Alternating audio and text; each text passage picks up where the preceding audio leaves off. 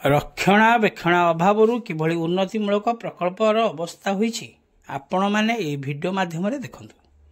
यही दृश्यटी हूँ खंडपड़ा NAC 9 number ward स्थित खंडपड़ा थाना निकटरे थिबा कियोस्को पानी प्रकल्पर दृश्य।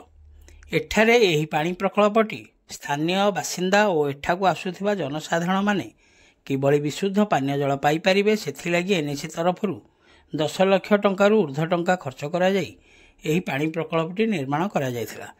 किंतु एही पानी प्रकल्पर परिसरटी एहिभଳି वर्तमान होईछि जेउठारे कि गोबर छिटा ठारू एहार चतुर्पार्श्वरे लुगा सुखा जाउछि एवं एठारे किछि व्यक्ति मध्य प्रतिदिन लुगा सफा करुथबा देखिବାକୁ मिलिछि, जहा फଳରେ एठाकू पानी टिके पई आसुथिबा साधारण जनतांग मध्यरे एहा चालू नथिबार भ्रम सृष्टि करुछि।